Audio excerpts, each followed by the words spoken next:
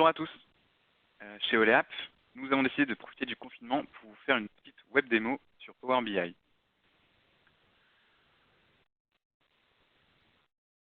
Cette web démo s'adresse plutôt à des utilisateurs assez avancés sur Power BI. Il faut au moins connaître l'outil, avoir déjà pratiqué et créé quelques tableaux de bord. Dans un premier temps, je décide de vous montrer deux nouveautés qui datent de début de l'année 2020, qui est l'actualisation incrémentielle et l'arborescence hiérarchique. Ensuite, dans un second temps, on ira sur des fonctionnalités un peu plus poussées, qui sont très connues dans Power BI, qui est le langage DAX et les signets, mais j'avais envie d'approfondir un peu plus ce sujet-là avec vous. Pour commencer, je vais vous présenter mon jeu de données qu'on va utiliser pendant tout le long de cette web démo. Alors ce jeu de données, ça concerne des ventes. Donc voilà, je suis une entreprise, on va dire que c'est Oleap, qui vend à plusieurs clients très divers et variés, des produits tout autant variés. Donc on va retrouver au centre de notre jeu de données la table des factures, qui aura comme indicateur principal le chiffre d'affaires et les axes de dimension qui se trouvent autour, donc les axes d'analyse de notre chiffre d'affaires, ça va être les clients, les commerciaux, les différents produits et le calendrier pour la dimension temps. Donc toutes mes pages de mon Power BI vont se ressembler et on va retrouver en haut des filtres, sur la dimension temporelle avec les années et les mois, et puis à gauche d'autres filtres, mais qui ne sont pas forcément très importants ici. Alors, la première nouveauté que je souhaitais vous montrer, c'est l'actualisation incrémentielle. L'actualisation incrémentielle, c'était une fonctionnalité qui était déjà présente dans Power BI Premium, qui est une licence à 5 000 $ par mois, pour des besoins plutôt pour les grosses structures. Donc elle était déjà présente l'année dernière, mais cette fonctionnalité est depuis mars 2020, voire même février 2020, est redescendue dans la licence Pro tout court. Donc c'est pour ça que je trouvais ça intéressant de vous la montrer. Cette fonctionnalité, qu'est-ce qu'elle va permettre? Elle va permettre de spécifier sur une date de référence, en fonction d'une date de référence, ce que vous voulez actualiser et stocker. Donc en fonction de paramètres que vous allez choisir, on va pouvoir du coup actualiser que les X derniers mois ou les X dernières années, et on peut aussi choisir de ne stocker aussi dans le jeu de données que les X dernières années ou X derniers mois. Du coup, vu que toutes nos données, par exemple là, moi ce qui va m'intéresser, ça va faire une actualisation incrémentielle sur mes factures. En gros, moi je ne vais pas vouloir stocker plus de 3 ans d'historique dans cette table, en tout cas dans mon jeu de données Power BI, et surtout n'actualiser que, par exemple, les 2 derniers mois. De toute façon, je sais très bien que mes factures qui ont plus de 2 mois, elles sont clôturées depuis bien longtemps, et j'ai pas besoin de les remettre à jour à chaque actualisation de mon jeu de données. Du coup, ça va être une actualisation qui va être plus rapide, parce que ça, les données qui ont changé vont être actualisées. Une actualisation qui va être plus fiable, car il va plus être nécessaire de maintenir des connexions sur des systèmes qui sont parfois un peu fragiles. Et on va avoir une consommation réduite des ressources, car on va avoir une consommation de mémoire ou même d'autres ressources qui va être en diminution. Alors, on va partir sur un exemple concret pour comprendre le fonctionnement de l'actualisation incrémentielle. Pour ce faire, je vais aller au niveau de la création de mon modèle de données. Donc ici, vous avez peut-être l'habitude d'ajouter des différentes requêtes dans votre Power BI, mais vous n'avez jamais utilisé des paramètres. La première étape pour l'actualisation incrémentielle, c'est de créer des paramètres qui auront des noms très précis, car c'est vraiment des noms qui ont été gardés pour l'actualisation incrémentielle. Il faut vraiment respecter la casse et le nom des paramètres. Donc je vais commencer par créer mon paramètre qui va s'appeler range start pour le premier, qui va être de type date-heure, et je vais mettre une valeur par défaut. Alors par défaut, je veux que ça commence au 1er avril 2019, c'est un date time, donc je rajoute une date et une heure. J'ajoute un deuxième paramètre qui va s'appeler range end. Donc là, en fait, je suis en train de créer mes bordures, mes paramètres de bordure qui vont être utilisés par actualisation incrémentielle pour savoir sur quelle bordure il doit actualiser ou stocker les données. Hop, end, petite valeur par défaut, on va mettre au 31 mars 2020. Hop, je clique sur OK. On va avoir mes deux paramètres qui vont apparaître ici.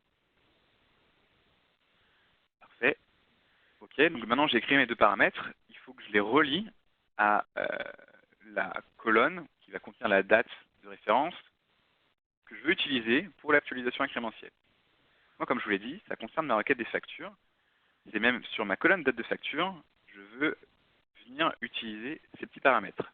Donc je vais tout simplement faire un filtre sur cette colonne, un filtre personnalisé, que vous avez peut-être déjà utilisé, sauf que cette fois, on va dire est postérieur ou égal au, donc là, par défaut, ça vous propose de rentrer une date,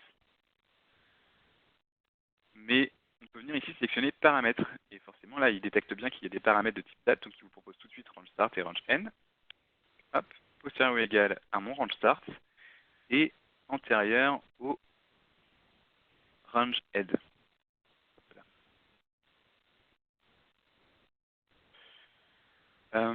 Chose importante, il faut faire du coup très attention à ne pas mettre postérieur ou égal en haut et antérieur ou égal en bas, parce que du coup, vu qu'après le Sales Power BI va créer différentes partitions pour l'actualisation incrémentielle, il va créer des partitions, il y aura des données qui vont correspondre à deux partitions différentes. Donc ça peut entraîner des données en double dans le modèle. Donc bien faire attention à n'avoir qu'un seul ou égal. Je clique sur OK. Donc là, j'ai juste relié mes paramètres à ma table facture. Forcément, par contre, là, ça va venir me les filtrer. On voit maintenant que j'ai que des données à partir du 1er avril 2019.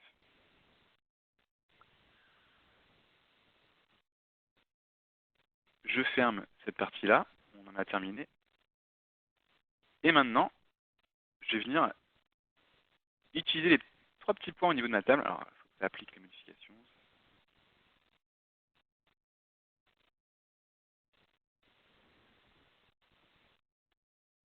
Et maintenant, je vais réellement venir activer l'actualisation incrémentielle.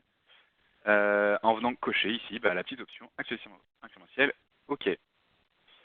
Si jamais la source de données que vous utilisez n'est pas compatible avec l'actualisation incrémentielle, parce qu'elle doit permettre de pouvoir venir plier la requête, l'actualisation incrémentielle, vous aurez un message sur un carré jaune qui vous dira la requête M ne peut pas plier la requête, donc l'actualisation incrémentielle risque de ne pas fonctionner.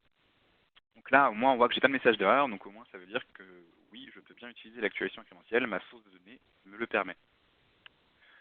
Du coup, je vais venir ici préciser, il a tout de suite remarqué que c'était la date facture qui était reliée à mes paramètres range end et range start. Donc, on voit que date facture s'est mis ici tout seul. Et je vais venir, stocke-moi que mes 3 dernières années. C'est-à-dire, je ne veux même pas voir les années précédentes dans mon jeu de données. Et actualise uniquement alors, je vais faire exprès, je vais mettre 60 jours. En gros, c'est à peu près les 2 derniers mois. J'aurais pu mettre 2 mois, mais je préfère faire 60 jours. Vous allez comprendre pourquoi après. Ici, j'ai deux petites options. La première, c'est détecter les changements de données. Si je viens l'activer, il me propose de me dire, non seulement j'actualise les 60 derniers jours, uniquement si la valeur maximale d'une des dates de ma requête a été changée. Donc là, je pourrais venir prendre date de livraison et en gros, il va m'actualiser que si la max date de livraison a changé. Attention, ça ne marche. Il ne faut pas par contre prendre notre date facture ici, car il ne faut pas que ce soit la même colonne qui est précisée dans l'actualisation incrémentielle et ici au niveau de la valeur maximale qui change. Donc ça ne marcherait ici qu'avec date de livraison. La deuxième option, c'est actualiser uniquement les éléments complets jour. Donc j'ai fait exprès là, de prendre jour parce qu'en fait le paramètre qui est ici est relié au paramètre qui est ici. Vous voyez que là, mois, jour, jour. Cette option, elle permet par exemple, si vous avez une actualisation automatique dans votre espace de travail Power BI qui se déroule à 4 heures, du matin par exemple, qui arrive souvent, mais vous ne voulez pas que les données entre minuit et 4 heures remontent, eh bien vous avez juste activé cette option et du coup ça va prendre que les jours complets. Donc là, tout ce qui apparaît entre minuit et 4 heures ne sera pas remonté dans votre jeu de données et vous êtes sûr que vous vous arrêtez à la veille, à minuit, dans votre jeu de données Power BI. Donc là, il ne me reste plus qu'à appliquer tout. Et par contre, cette fonctionnalité ne marche pas dans Power BI Desktop, ça ne sert à rien. Là, si je fais actualiser, au contraire, ça va juste me prendre le filtre de mes paramètres par défaut de range n et range start que j'ai mis. Donc souvenez-vous, j'ai mis du 1er avril 2019 au 31 mars 2020. Donc là, j'aurais juste plus mes données de 2018 et 2017. D'ailleurs, je vais venir modifier ça parce que ça m'embêtait. Mais par contre, si je publie l'actualisation que j'aurais mis en place au niveau de mon service Power BI, donc au niveau de mon portail Power BI, le jeu de données, là, utiliserait l'actualisation incrémentielle pour ne recharger que ce qui m'intéresse.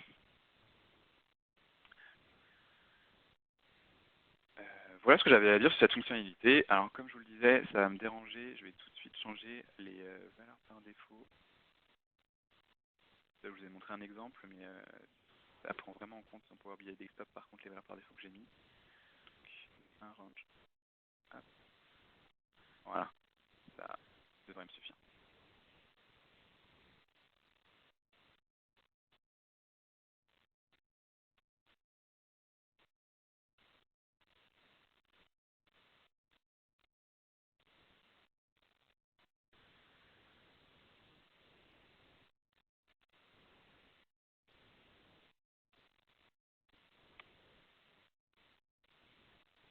Alors, la deuxième nouveauté que je souhaitais vous présenter aujourd'hui, c'est l'arborescence hiérarchique.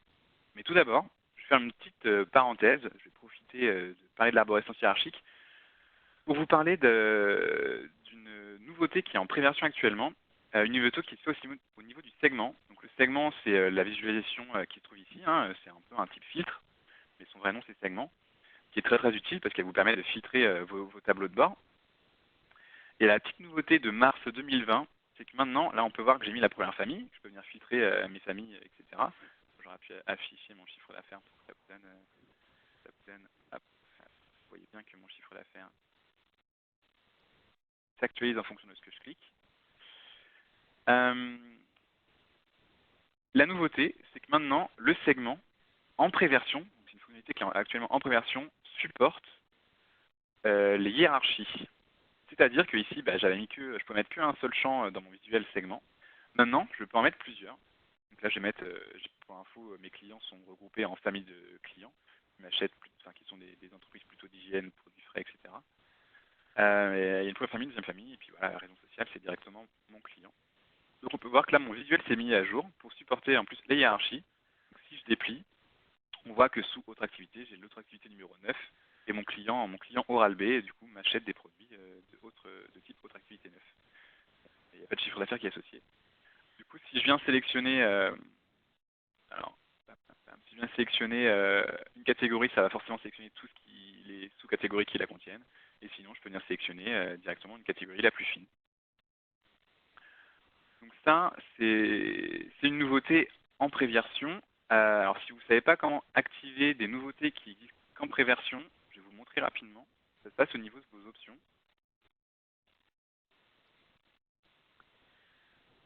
Il y a une petite partie fonctionnalité en préversion et je suis tout simplement venu cocher le segment de hiérarchie. Donc, en venant cocher ça, donc c'est des fonctionnalités qui sont en préversion, en refermant et rouvrant mon Power BI, et bien maintenant le visuel segment supportait les hiérarchies. Alors normalement, ce qui est en préversion ne va pas forcément arriver dans la version finale de Power BI. Là, par contre, c'est une fonctionnalité qui me semble plutôt très intéressante et assez simple d'utilisation. Il y a très peu de chances pour moi qu'il la supprime. Même au contraire, hein, c'est plutôt un jour, elle va vraiment arriver, pas en préversion, mais vraiment dans la version finale, tout simplement.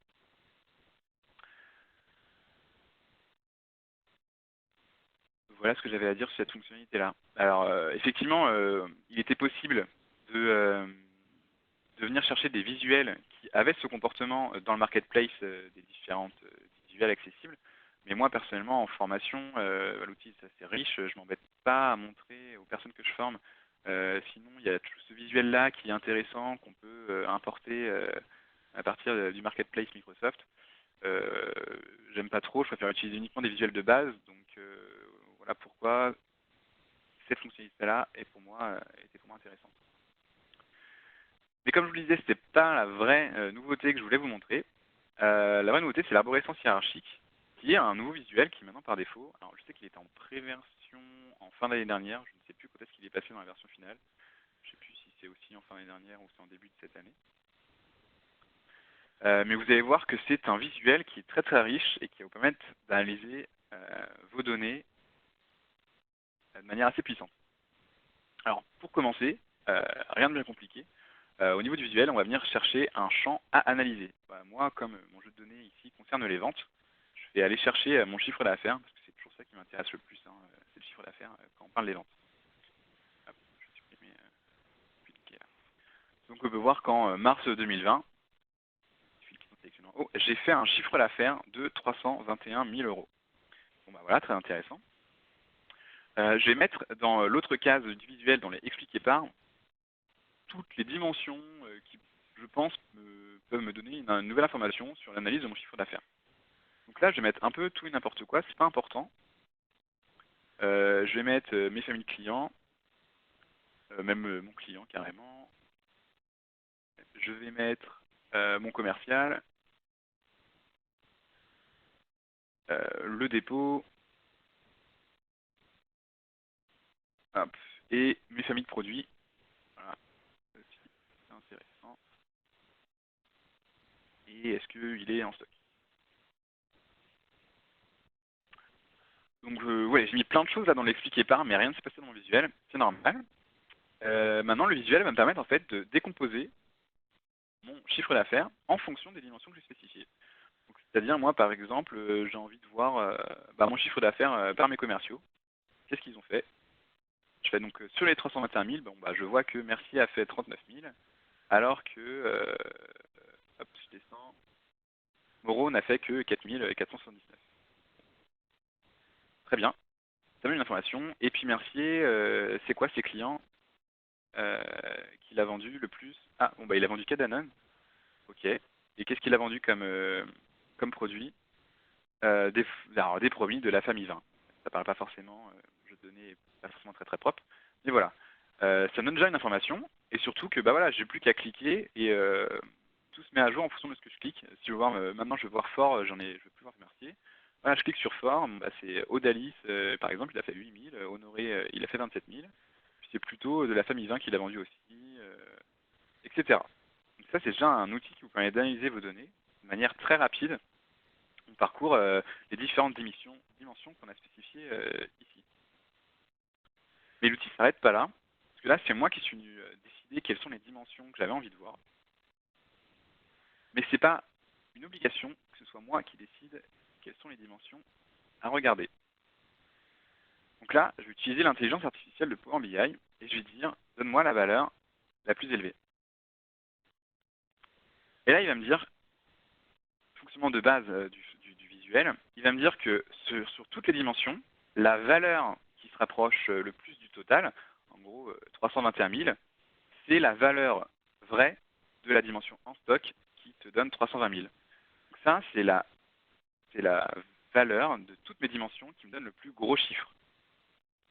Et je peux parcourir mon jeu de données comme ça, si j'ajoute valeur élevée, et sur les 320 000 qui sont en stock, après c'est pas étonnant que je vends plus des produits qui sont en stock qui ne sont pas en stock, et sur les produits qui sont en stock, la valeur de toutes mes dimensions qui se rapproche le plus du 320 000 que compose le en stock à vrai, ce sont les produits frais avec 223 000. Donc là, je sais que sur les 320 000, c'est bien mes produits frais qui représentent la plus grosse partie avec 223 000. Donc c'est lui qui parcourt toutes les dimensions que j'ai spécifiées ici pour me ressortir la valeur la plus élevée que compose le chiffre d'avant. Et on peut continuer comme ça. Hop, et c'est la sous-famille 10, voilà, des produits frais que j'ai le plus vendu. Et j'ai rien eu à faire, c'est l'outil qui est venu le faire tout seul. Et l'outil ne s'arrête encore une fois pas là. Par défaut, l'analyse est de type absolu. Absolu, ça veut dire, c'est le fonctionnement que je viens de vous expliquer, qui va chercher la valeur la plus élevée sur toutes les dimensions que je suis venu préciser dans mon visuel. Si je me mets en relatif, je vais tout de suite prendre l'exemple pour vous expliquer, ce sera plus simple. Et je fais valeur élevée. Vous voyez que c'est pas la même chose là qui apparaît. C'est pas le en stock à vrai ou faux. Il va me dire que c'est la deuxième famille, c'est même la valeur sous-famille 5 de ma deuxième famille qui sort du lot. En fait, qu'est-ce qu'il fait? Il prend les 321 000 et pour chaque dimension, il va regarder le nombre de valeurs distinctes qu'il y a. C'est-à-dire la deuxième famille, il y a 1, 2, 3, 4, 5, 6, 7 sous-familles. Je vais prendre ma calculette.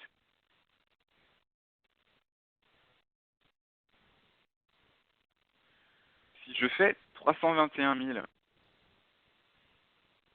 divisé par 7, parce qu'il y a 7 valeurs distinctes, hop, j'obtiens 45 000. Ok. Et bien effectivement, si c'était réparti de manière égale, il y aurait 45 000 dans chaque sous-famille. Et bien, et il a remarqué qu'il y a pour la sous-famille 5, on était très très loin de la moyenne de 45 000, on était à 178 000. Donc, il a fait ce travail-là de division pour chaque dimension spécifiée, et il a sorti la valeur qui sort du lot. Donc pour lui, c'est la sous-famille 5, elle sort vraiment du lot. Donc, ça vous permet de ressortir une analyse de vos données que vous ne pensiez même pas jusqu'à présent.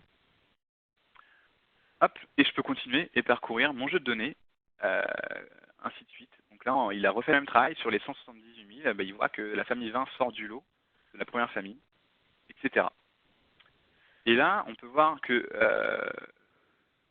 c'est la deuxième famille, plus la première famille et la raison sociale qui sont les dimensions qu'il souhaite mettre en avant.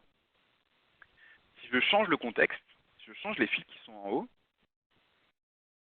on peut voir que l'intelligence artificielle se met elle aussi à jour, a retenu que moi je voulais à chaque fois les valeurs les plus élevées, et il a recalculé à chaque fois, en fonction de mes filtres, quelle était la dimension à mettre en valeur par rapport à ce que j'ai demandé. Donc l'outil est vraiment très puissant, il n'y a même pas besoin de refermer et repréciser. En fonction du contexte, il se met à jour.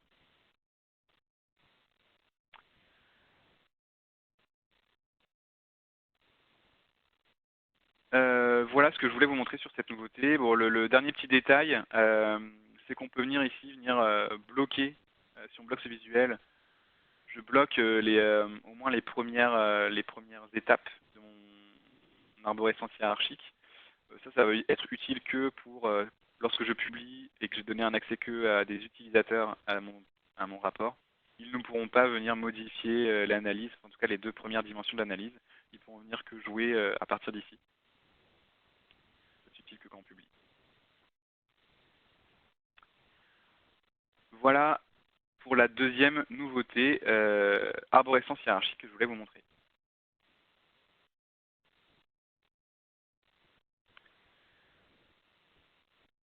J'arrête maintenant sur les nouveautés. Je vais passer plutôt aux fonctionnalités un peu plus poussées de Power BI. En commençant par le langage DAX, j'avais envie de vous présenter le top. Alors à la base, je voulais faire un top 10 des requêtes à toujours avoir sur le coude. Et finalement, il y avait un peu plus que ça que j'avais envie de vous montrer. Donc déjà, pour se remettre dans le bain, sans même réfléchir à du DAX, alors même qu'est-ce que c'est le DAX? Ceux qui ne savent pas, si jamais je vais remettre un petit peu le contexte. À partir du moment où on crée des nouvelles mesures ici dans notre jeu de données, ça va forcément être le langage DAX qui va être utilisé. Donc on peut l'utiliser sans réellement s'en rendre compte parce qu'il existe des fonctions DAX qui sont très simples et qui s'apparentent un peu à du Excel.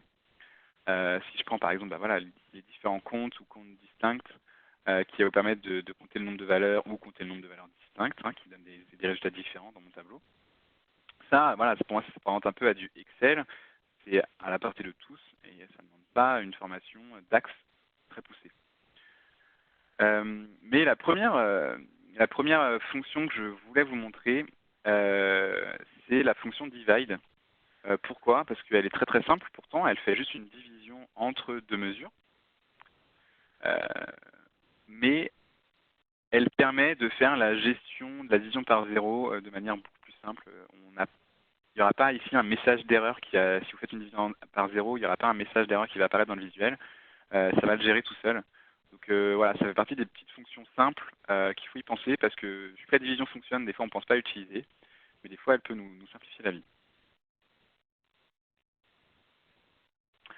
Et l'autre fonction simple que je voulais vous montrer, c'était la date diff, parce qu'elle est assez riche. Alors on peut voir là dans mon petit visuel que j'ai mis plusieurs mesures en langage DAX. On peut voir que j'ai mis un today. Today, c'est juste une fonction qui est utilisée ici, qui retourne la date du jour. Et j'ai utilisé une fonction date. Voilà, elle me retourne sous forme de date. une mesure. J'ai juste passé l'année, le mois et le jour en paramètres. Et ça m'a ressorti le 12 juin 2020, comme vous pouvez le voir ici. Avec ces deux mesures que j'ai créées, maintenant je vais pouvoir utiliser une autre fonction qui s'appelle datediff. Datediff, elle va permettre de ressortir le nombre, par exemple le nombre de jours qu'il y a entre les deux dates, ou le nombre d'années, le nombre de mois, le nombre de semaines. Il suffit juste de venir spécifier en troisième paramètre de cette fonction par quoi vous voulez faire la différence entre vos dates. Donc là, on peut voir qu'il y a 72 jours. 72, si je mets mois, on va passer à 2. Il y a bien 2 mois entre avril et juin.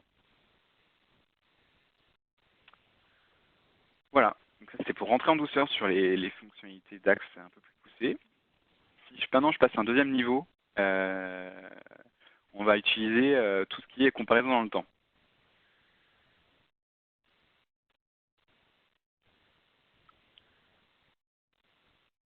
Pour ça, alors déjà, j'ai mon petit tableau ici qui me reprend mon chiffre d'affaires. Tout simplement, là, on peut voir ici, c'est mon chiffre d'affaires de 2020. Donc cette colonne-là, somme montant, rien de bien compliqué.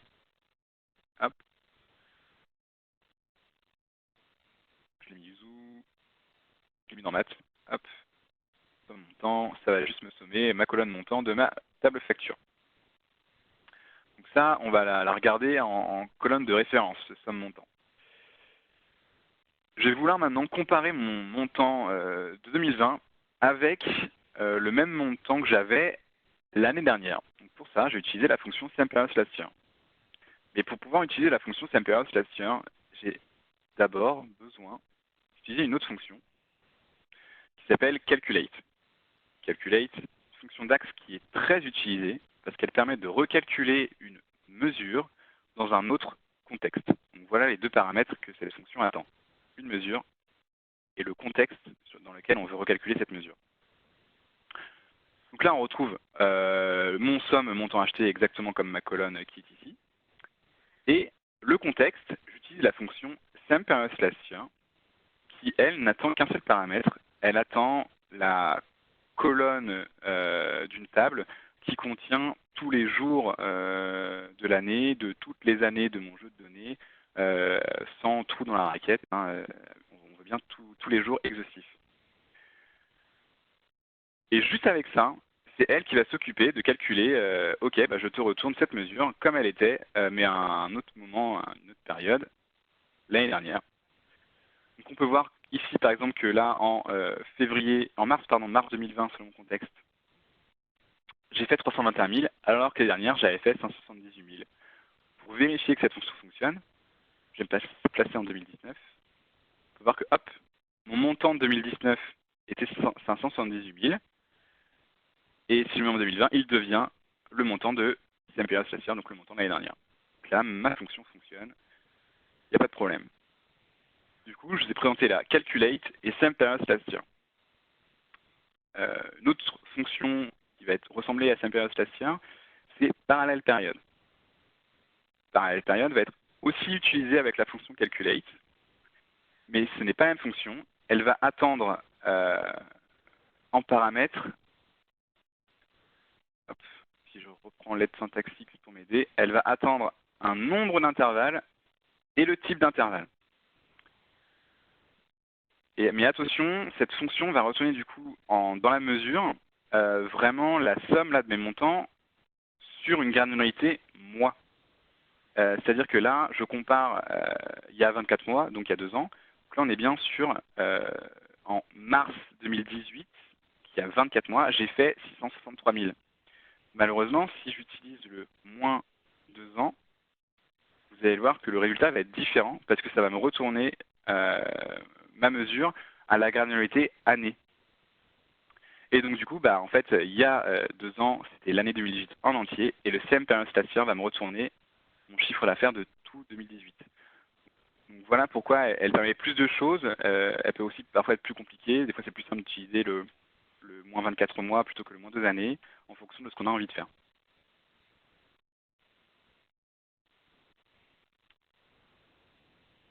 Pour continuer sur la comparaison dans le temps de mon chiffre d'affaires, l'autre fonction qui va être intéressante, ça va être le total year to date, qui va permettre tout simplement d'avoir une vision cumulée si je viens sélectionner plusieurs mois, ce sera un peu plus parlant, qui va avoir une vision cumulée de mon chiffre d'affaires. Donc, c'est-à-dire en janvier, j'ai fait 554 000, en février, j'ai fait 684, donc en cumulé, j'ai 554 plus 184, donc 1 238, et ainsi de suite. Donc, la fonction, par défaut, part du principe que le premier jour de votre année est le 1er janvier. C'est pour ça qu'ici, là, on voit que ça fonctionne. On est bien à partir du 1er janvier et ça commence à cumuler. Donc voilà, la fonction total year to date, elle attend juste deux paramètres, la mesure concernée et la fameuse colonne jour, comme je vous parlais précédemment. Si on ne veut pas que le cumul commence au 1er janvier, il suffit juste de venir préciser, hop, avec un autre paramètre, en troisième paramètre ici, le dernier jour de votre année de référence. Pour vous, votre année se termine quand? Si je mets le 31 mars, alors on va faire, le cumulé va fonctionner à partir du 1er avril. Donc hop, je vais faire exprès, je vais ajouter avril, je pense pas, je vais passer en 2019 parce que je pense pas que j'ai de données en 2020 pour avril. Et là vous allez voir que mon total year to date, alors, mon total year to date, il commence bien au 1er janvier, alors que mon total year to date année fiscale, qui est la mesure que j'ai envie de montrer, elle repart à zéro au mois d'avril.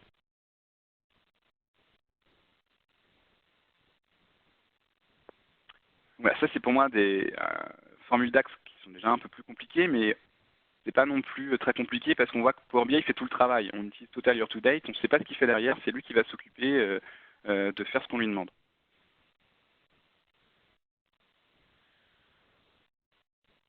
Pour aller un peu plus loin, j'ai maintenant vous montrer d'autres fonctions DAX. Et en fait, à la fin, vous allez voir que si on combine tout, on va pouvoir faire des choses qui sont assez complexes. Pour commencer, je vais utiliser, je vais créer, d'autres mesures. Alors, j'affiche ici encore une fois mon montant de mon chiffre d'affaires, juste pour le garder sous le coude. Et je vais venir créer d'autres mesures avec vous. La première fonction que je voulais vous montrer, c'est la fonction Summarize. Summarize, pour ceux qui sont familiarisés avec le SQL, c'est souvent le cas quand on fait de la BI, ça va en fait faire basiquement un group by du SQL. C'est-à-dire, ça va recalculer une mesure en spécifiant sur un ensemble de groupes qu'on va venir aussi spécifier. L'exemple sera plus parlant. Par exemple, je voudrais avoir les plus grosses commandes, la plus grosse commande par commercial. C'est-à-dire, moi je veux pas toutes les commandes, je veux que la commande la plus grosse que chaque commercial a fait.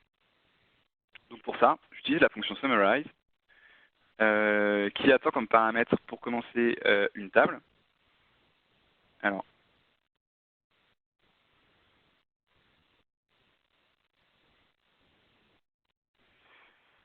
ici, ça va être la table facture qui va nous intéresser. Par quoi je veux regrouper cette donnée? Donc moi, c'est pour chaque commercial que j'essaye de faire quelque chose. Donc je vais chercher mes commerciaux, commercial, par nom, prénom. Et qu'est-ce que je vais faire? Je vais créer, je suis en train ici avec Summarize, je suis en train de recréer une nouvelle table qui va être en sortie. Cette nouvelle table, elle va être composée de la colonne plus grosse commande. Donc là, je suis en train de créer une nouvelle colonne dans ma table de sortie virtuelle, hein, on ne pourra pas voir. Et à quoi correspond cette plus grosse commande? C'est le max de mon montant hors taxe. Donc là, je suis en train de récupérer. Alors, je vois pas avec WebEx. Je suis en train de récupérer la plus grosse commande pour chaque commercial. Si je clique sur Entrée, malheureusement là, ça va me faire un petit message, un petit warning, parce que là, en fait, j'ai essayé de mettre dans une mesure. Comme je vous disais, Summarize retourne une table. Donc, or, une mesure, ça ne peut pas afficher une table. Attends qu'il finisse de travailler. Voilà, ça met un petit message. Plusieurs colonnes ne peuvent pas être converties en valeur scalaire. C'est pas grave. Au moment où vous avez compris ce principe-là, je le copie et j'écris une nouvelle mesure qui va utiliser une nouvelle fonction. La fonction que je vais utiliser maintenant, c'est sum.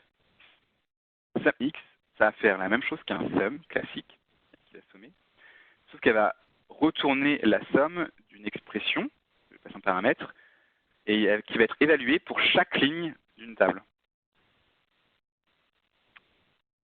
Hop, un petit exemple, ça fonctionne toujours.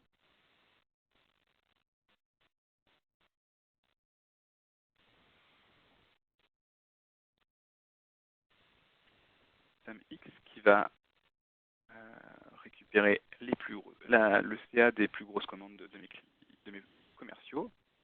Elle attend, donc SumX attend une table. Bah, ma table, comme je vous le disais, je recolle ma mesure d'à côté qui correspond à une table.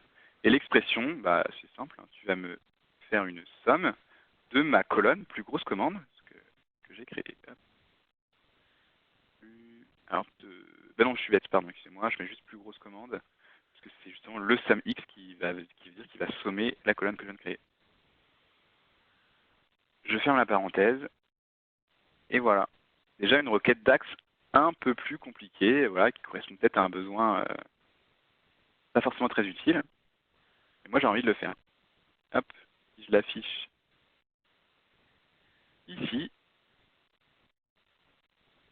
on peut voir que pour mars, je vais me repasser en mars 2020 parce que c'est mon référence, j'ai fait 321 000 en chiffre d'affaires, oui, mais si je prenais que le top 1, la plus grosse commande de mes commerciaux, ça représente quand même 95 000 de mon chiffre d'affaires total.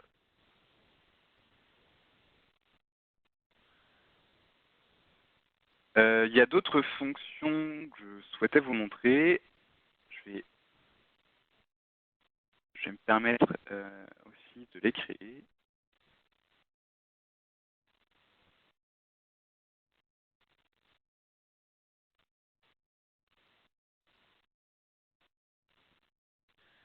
Alors pour commencer, ça va être la fonction values. Values, tout simplement, ça va retourner une table, comme Summarize qui retourne une table. Ça va retourner une table à une colonne qui contient les valeurs distinctes de la colonne spécifiée. Lorsque c'est une colonne qu'on précise, on peut aussi préciser une table et dans ce cas, ça retourne les lignes. Bref, là dans notre contexte, ça va retourner une table à une colonne qui contient les valeurs distinctes de la colonne spécifiée. Values. Et moi, je vais retourner ici la liste distincte de tous mes clients.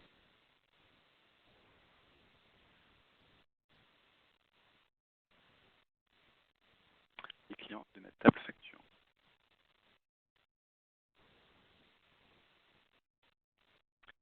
Pareil, comme ça retourne une table, alors ça va pas forcément mettre un message d'erreur, mais si vous essayez de l'afficher, ça ne marchera pas. Mais c'est pas grave. Je voulais déjà vous montrer ça. Ensuite, je vais l'utiliser dans une nouvelle formule. J'ai copié son contenu.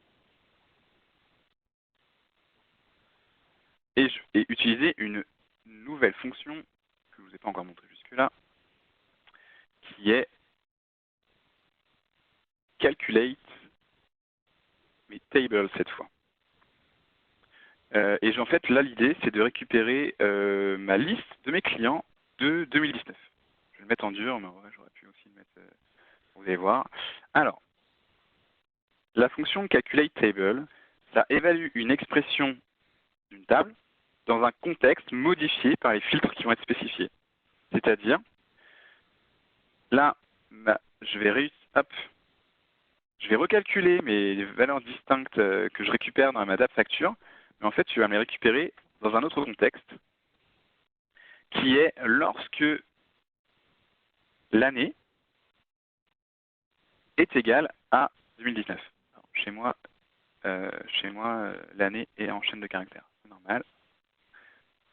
Hop, par contre, j'ai fait un calculate au lieu d'un calculate table. Ça ne va pas fonctionner, c'est parce que je vais vous montrer. Voilà. Évalue une expression de table dans un contexte modifié par les filtres. Je valide ça.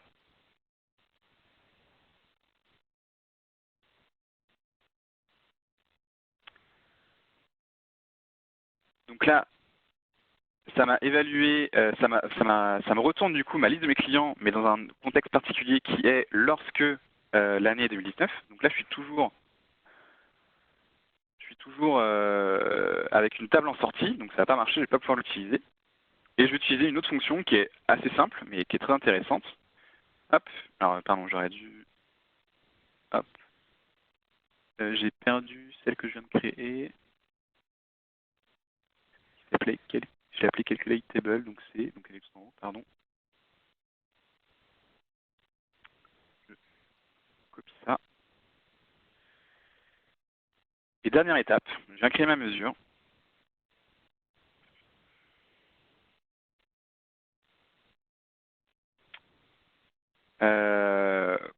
Count rows, et en fait, bah voilà, je vais compter, je veux juste savoir combien j'avais de clients en 2019. Donc j'utilise la fonction, je vais l'appeler NB client 2019 égale, compte-moi le nombre de lignes, avec count rows, une fonction assez simple. Je colle l'autre formule, je clique sur Entrée. Et ici, même si on est en mars 2020, cette mesure contient le nombre de clients que j'avais en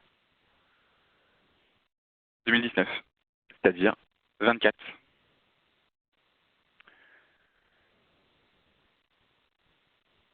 Donc là, on est déjà dans du DAX un peu plus poussé. Bon, le besoin n'est pas réel.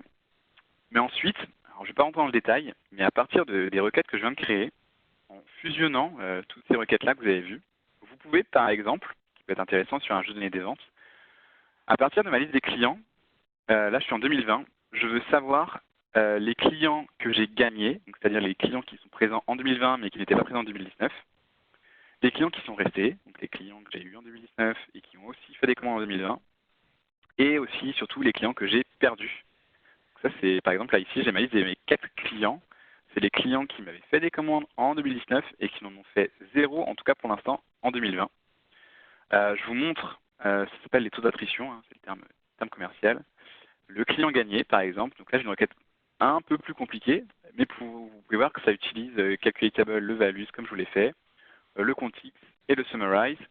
Le summarize, j'ai aussi utilisé une fonction filter que je ne vous ai pas montré jusqu'à présent, mais elle filtre tout simplement une table dans un contexte particulier. Donc là on peut voir que j'ai filtré mes clients, et pour les clients gagnés, ce sont les clients de cette année qui ne sont pas not in les clients de l'année dernière, avec du coup l'utilisation des variables. Mais déjà, voilà, rien de plus compliqué en fait, j'ai juste fusionné toutes les fonctions DAX que je vous ai montrées pour arriver à faire un truc qui est complexe. Donc, le DAX est un langage qui est très riche, qui permet de faire énormément de choses. Là, je voulais juste vous montrer un petit aperçu de ce qu'on pouvait faire avec. Bien sûr, ça nécessite d'avoir certaines compétences pour arriver là.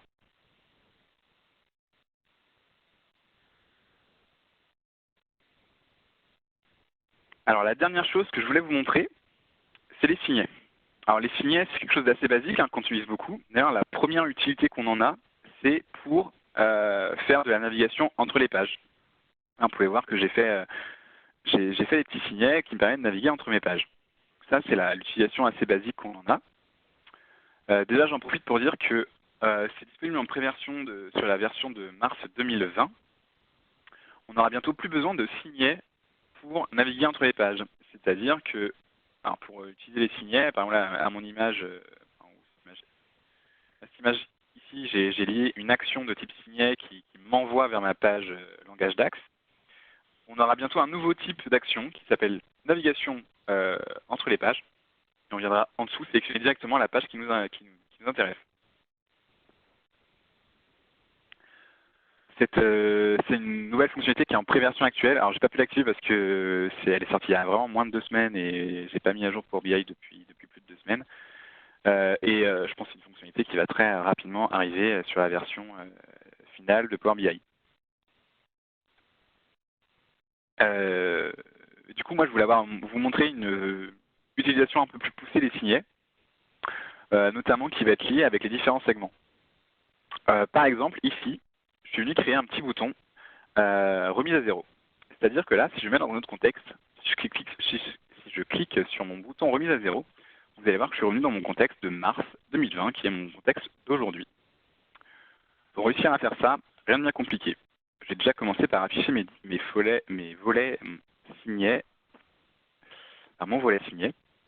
Et vous allez pouvoir voir qu'ici, on a la liste de tous les signets qu'on a créés et on voit le remise à zéro. Souvent, lorsqu'on utilise en tout cas les signets pour naviguer entre les pages, dans les options du signet, on a forcément le page actuel qui est sélectionné. Ça veut dire que lorsque moi j'ai créé, quand je viens créer un signet, là je vais créer le signet 12, par défaut, ce signet 12, si je clique dessus, m'emmène vers cette page avec ses filtres, données sélectionnées, et ma fiche, ses visuels. Mais si je viens désélectionner la page actuelle, si je viens désélectionner les affichés qui m'affichent les différents visuels qu'on voit là, et je garde que les données, quand je passe la souris dessus, ça me dit bien applique l'état de filtre, d'extraction et de tri. Donc en fait, on va bien réappliquer les filtres qu'on avait au moment où on a créé ce signet-là.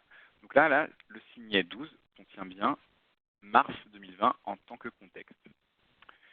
Et vu que moi, j'en ai profité pour synchroniser mes différents segments sur mes différentes pages, pour petit rappel, c'est quoi synchroniser les segments? On peut voir que là, ce segment-là, le segment année est présent sur plusieurs pages et j'ai bien activé la synchronisation entre mes pages. Donc là, vu que le signet 12, il contient bien mars 2020 sur ces segments-là, je peux aussi l'utiliser sur les autres pages.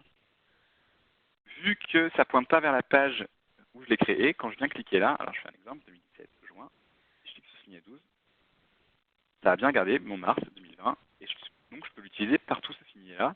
Donc c'est pour ça que j'ai fait exactement la même chose dans le remise à zéro, et j'ai mis cette petite action sur toutes mes pages. C'est la première façon un peu détournée d'utiliser les signets que je trouve intéressante. La deuxième, c'est pouvoir arriver à faire ça. C'est-à-dire changer le visuel, le graphique qui se trouve en dessous en fonction de ce que je viens sélectionner par rapport à des boutons. Ici, je vais venir sélectionner mes dépôts. Donc là, j'ai mon chiffre d'affaires par dépôt. Quand je viens cliquer ici, j'ai mon chiffre d'affaires par commercial. Et ici, par client. Et bien pareil, je suis venu en fait désélectionner une petite valeur, la coche donnée par rapport à mon signet quand j'ai créé mon signet. Et j'ai gardé le affiché et le page actuel. Donc mon signet, par exemple client, pointe bien vers cette page et affiche bien l'état d'affichage tel qu'il était lorsque j'ai créé le signet. Donc ça, j'ai combiné ça en fait au volet sélection. Vous pouvez voir qu'en fait sur ma page, j'ai beaucoup de choses qui sont masquées. On voit bien qu'il y a un bouton qui sont masqué. Parce qu'en fait, ma page, elle contient énormément de visuels qu'on peut décider de masquer ou pas. Et lorsqu'on du coup on crée un signet, ça enregistre aussi les différents visuels qui étaient affichés lors de la création du signet. Donc là, on voit bien que hop, client a bien le affiché qui est sélectionné, donc ça va bien m'afficher tel qu'était le contexte au moment de sa création. Mais par contre, j'ai bien désélectionné données parce que moi, si je suis 2018, juin, je veux surtout pas que quand je viens cliquer sur client, ça me change mon état de filtre. Donc j'ai bien désélectionné les données. Donc voilà ce que je voulais vous montrer en tout cas pour les signets. Encore une situation un peu détournée. En fait, c'est pas forcément détourné parce que c'est la fonction de base des signets, mais on vient rarement venir cocher ou décocher les fonctionnalités qui sont ici. Donc je voulais refaire un petit focus pour vous le montrer si jamais vous ne le connaissiez pas. Donc voilà, cette web démo touche à sa fin. J'espère que vous avez trouvé ça intéressant. Si jamais vous avez besoin d'avoir un peu plus d'informations, notre commercial Benjamin sera ravi de vous répondre. Restez coordonnées là qui s'affichent sur le PowerPoint. Bonne journée.